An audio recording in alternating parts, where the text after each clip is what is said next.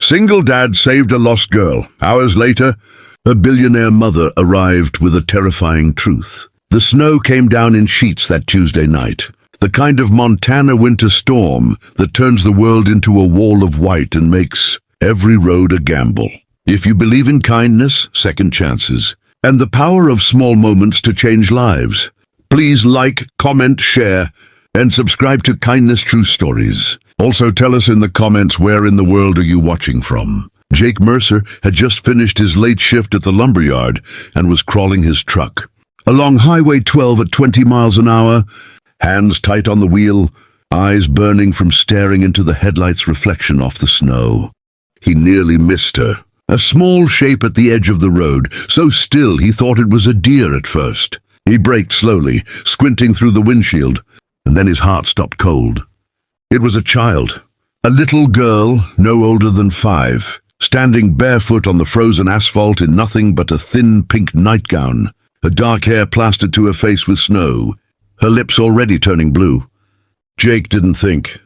He was out of the truck before it fully stopped, his jacket off and wrapped around her before he even registered, the cold biting his own skin. Hey, I got you, baby.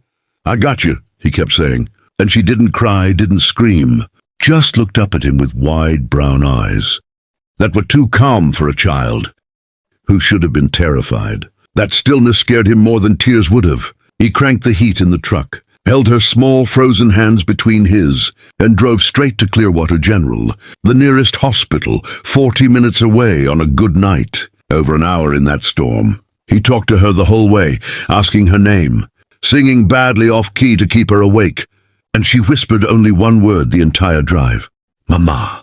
Jake checked her in, gave his statement to the nurse, and sat in the waiting room with his wet socks, still on because he'd left his boots in the truck. The deputy who arrived an hour later recognized the child from a missing persons alert that had gone statewide that afternoon.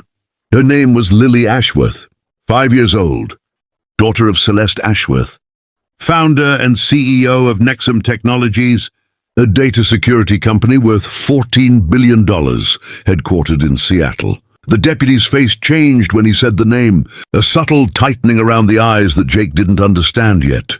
By morning, the hospital was locked down. Men in dark coats who didn't introduce themselves stood in the hallways. Jake was asked to wait in a private room, offered coffee he didn't drink, and told someone would be with him shortly. Celeste Ashworth arrived by private helicopter at 7 in the morning, and she walked into that hospital like a storm of her own, all sharp angles and controlled fury and red eyes she was fighting hard to keep dry. She held Lily for a long time before she came to find Jake. She shook his hand with both of hers and said simply, "You saved my daughter's life." Jake nodded and said anyone would have done the same, because that was what he believed. It was what happened next that changed everything. A detective from the State Bureau pulled Jake aside and told him, quietly, that Lily's nanny, a woman named Rosa Delgado, had been found dead in the driveway of the Ashworth estate outside Missoula. Rosa had been trying to get Lily off the property when she was killed. The investigation, the detective said in a flat voice, was being handled at the federal level now, and Jake should understand that some aspects of it might not become public. Jake understood what that meant. He'd grown up in a small town. He knew what it looked like when powerful people made problems disappear. In the weeks that followed, he was approached twice. First by a man who offered him $300,000 and a non-disclosure agreement and called it gratitude. Jake handed the envelope back unopened. Then by a lawyer who suggested very politely that making certain statements to certain journalists could be financially damaging for everyone involved. Jake looked at the lawyer and said he hadn't made any statements and didn't plan to make any that weren't true.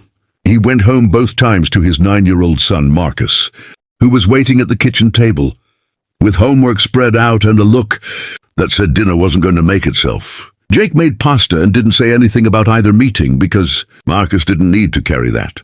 What Jake did do was write everything down, every detail, every name, every date, and seal it in an envelope that he gave to his older sister in Billings with instructions she didn't open unless something happened to him. Nothing happened to him. The case moved slowly, then faster, then broke open 18. Months later, when a former Nexum executive gave testimony that connected the company's board to a network of illegal data brokering and the silencing of people who got too close to it. Rosa Delgado's name appeared in the testimony. She had known. She had tried to protect Lily not just that night, but for months before it, documenting what she witnessed and keeping records that were later used as evidence. Jake was never called to testify. His name stayed out of the papers. He kept his job at the lumber yard, coached Marcus's baseball team in the spring, and on a Wednesday evening in April, he got a letter in a plain envelope with a Seattle postmark. Inside was a single photograph of Lily, healthy and smiling, missing her 2 front teeth, holding a drawing she had made. The drawing was of a truck in the snow. On the back, in a child's careful printed letters, it said, "The man who found me."